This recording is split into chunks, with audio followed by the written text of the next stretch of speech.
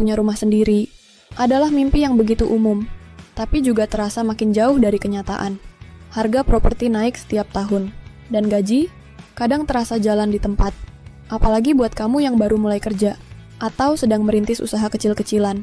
Rasanya beli rumah itu seperti naik gunung tanpa tali pengaman. Banyak dari kita takut salah langkah, takut ditipu, takut nyicil bertahun-tahun tapi ternyata zonasinya nggak jelas. Atau yang lebih sering, takut nyesel di tengah jalan.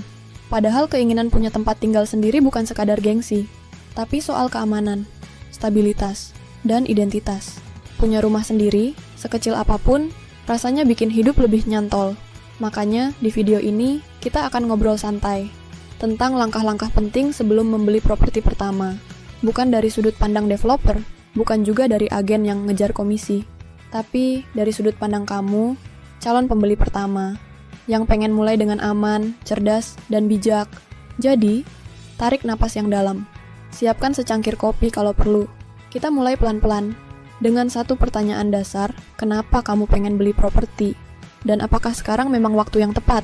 Atau, kamu hanya ikut-ikutan tren, karena memahami motivasi pribadi adalah langkah awal yang krusial. Apakah kamu ingin tinggal di sana? Atau menjadikannya investasi? Dua motivasi ini akan menentukan segalanya. Lokasi, ukuran, sampai cara bayar. Jadi, sebelum kamu lari ke pameran properti, yuk, pahami dulu dirimu sendiri. Apa tujuanmu membeli rumah? Dan dari situ, kita akan lanjut ke langkah berikutnya. Tentang apa yang benar-benar harus kamu tahu sebelum mengucap, saya mau ambil unit ini. Sebelum kamu memilih rumah impianmu, kamu harus tahu, jenis-jenis properti itu ternyata bukan cuma soal rumah tapak dan apartemen.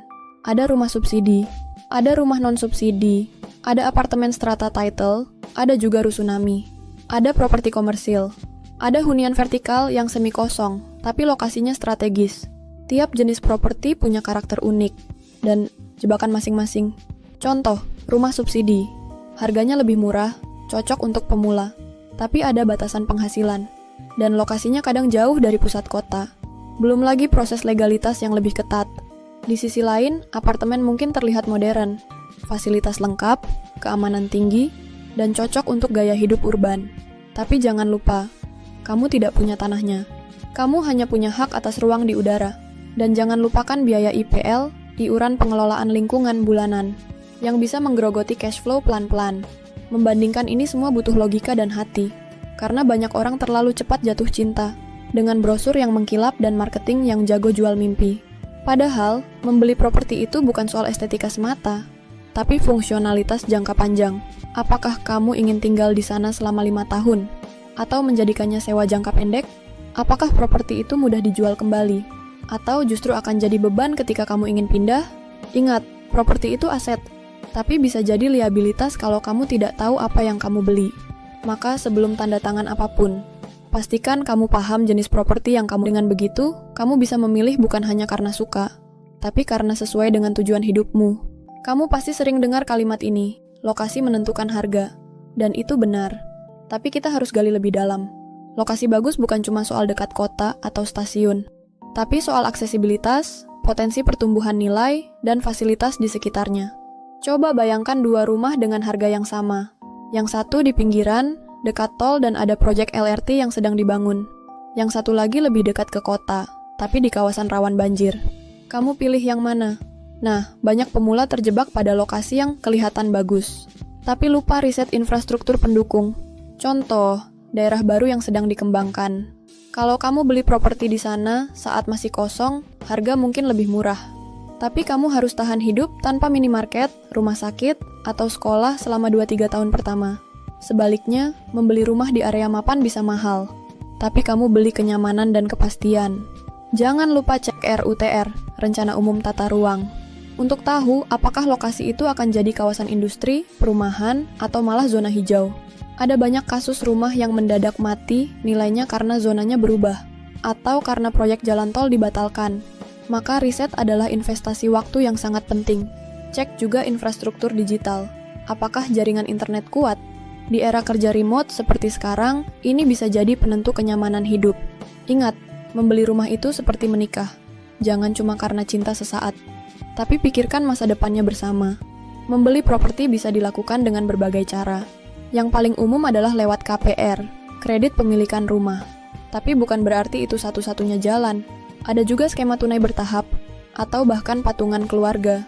Masing-masing cara punya kelebihan dan risikonya. KPR memang membuat properti terasa lebih terjangkau. Tapi cicilan bisa jadi jebakan finansial jika kamu tidak disiplin. Dan bunga bank bisa berubah-ubah. Apalagi kalau kamu ambil suku bunga floating. Di sisi lain, beli tunai memang lebih aman dan bebas utang. Tapi, sangat tidak realistis untuk banyak orang. Kecuali kamu punya warisan, atau kerja di luar negeri dengan gaji tinggi. Yang harus kamu lakukan adalah ukur kemampuan finansialmu. Hitung dengan jujur berapa penghasilan bersihmu per bulan. Berapa rasio utang kamu sekarang? Idealnya, total cicilan tidak lebih dari 30% dari penghasilan. Kalau lebih dari itu, kamu akan hidup dalam tekanan. Jangan tertipu skema cicilan ringan di awal dari developer. Karena seringkali, cicilan melonjak tajam setelah masa promosi. Periksa legalitas developer. Apakah mereka punya reputasi baik? Apakah proyek sebelumnya selesai tepat waktu? Dan pastikan kamu melihat langsung unit contoh dan lokasi lahan. Jangan hanya percaya brosur. Banyak pembeli pertama melakukan kesalahan yang sebenarnya bisa dihindari. Kesalahan pertama, terlalu buru-buru. Melihat promo diskon DP 5% langsung ambil keputusan. Padahal belum siap secara mental dan finansial. Kesalahan kedua, tidak menghitung biaya tambahan. Banyak orang hanya menghitung harga rumah dan DP. Lupa bahwa ada biaya notaris, BPHTB, asuransi, pajak, dan biaya balik nama, yang bisa mencapai 10% dari harga rumah. Kesalahan ketiga, beli karena ikut-ikutan.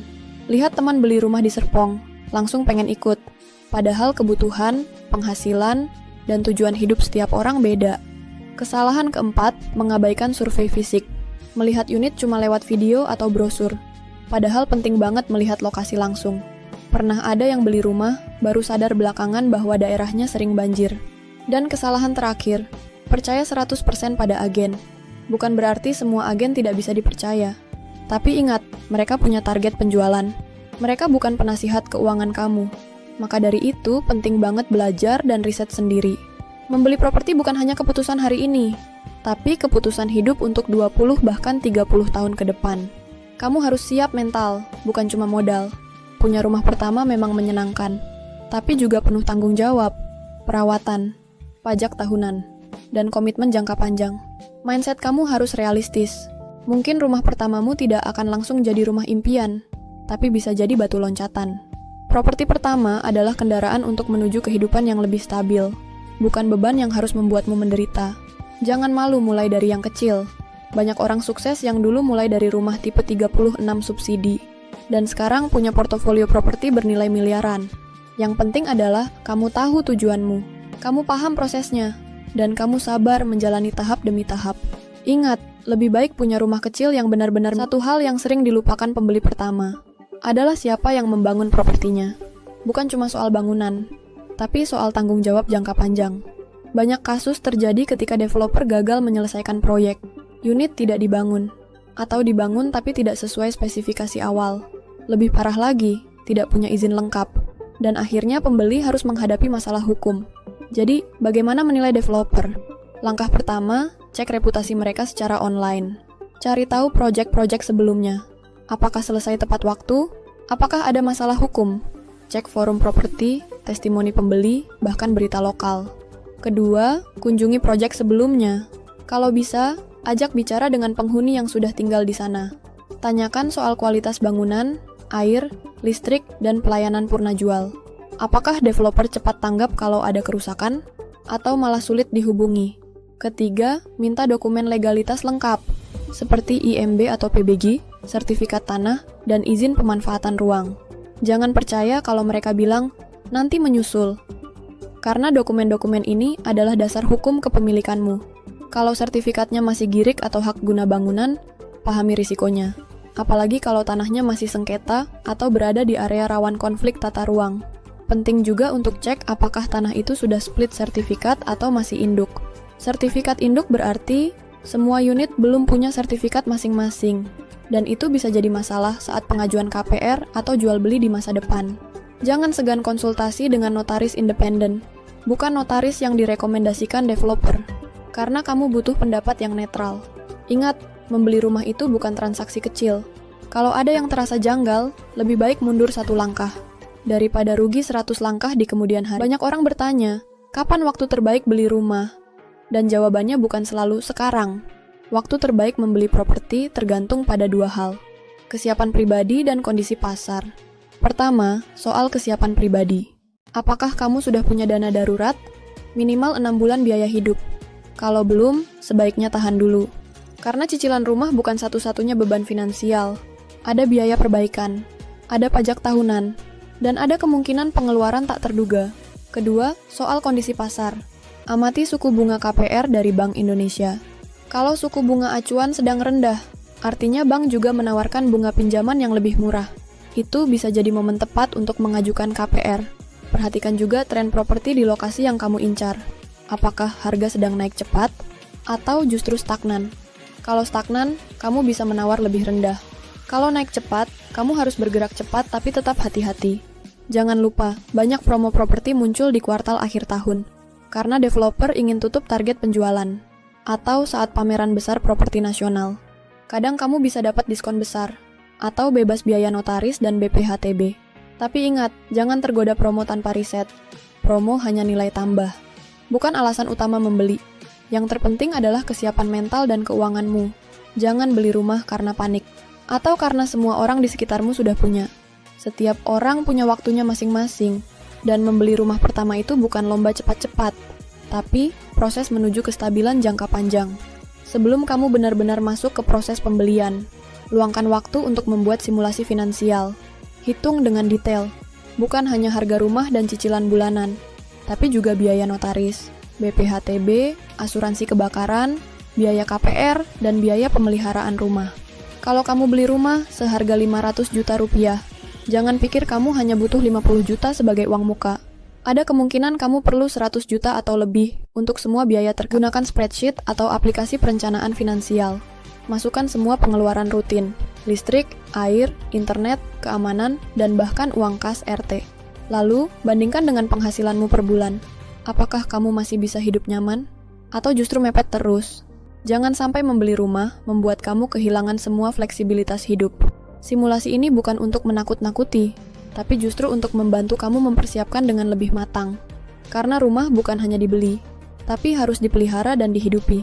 Pikirkan juga skenario jangka panjang. Misalnya, apakah kamu akan tinggal di sana 10 tahun? Atau hanya 5 tahun lalu pindah? Apakah kamu ingin menyewakan di masa depan? Apakah nilai propertinya cenderung naik atau stagnan? Semua ini penting untuk mengukur apakah rumah itu layak sebagai aset jangka panjang. Karena banyak orang yang beli rumah tanpa perencanaan, dan akhirnya merasa terjebak. Bukan karena rumahnya jelek, tapi karena tidak cocok dengan ritme hidup dan keuangan mereka. Maka dari itu, luangkan waktu sekarang, agar kamu tidak menyesal bertahun-tahun kemudian. Dan akhirnya, sampai juga kita di ujung pembahasan. Membeli rumah pertama bukanlah puncak dari perjalanan finansialmu, tapi justru awal. Awal dari tanggung jawab baru. Awal dari perencanaan masa depan yang lebih besar. Awal dari membangun pondasi untuk keluargamu kelak. Jadi jangan anggap enteng, tapi juga jangan terlalu takut. Kalau kamu sudah tahu tujuanmu, sudah riset dengan baik, dan sudah siap mental maupun finansial, maka langkahmu sudah berada di jalur yang benar. Ingat, rumah bukan hanya bangunan, tapi tempat kamu akan menciptakan banyak kenangan. Dan itulah yang membuatnya begitu berharga. Kalau kamu suka dengan konten seperti ini, klik tombol subscribe dan like untuk support channel ini. Dan share ke temanmu yang butuh insight seperti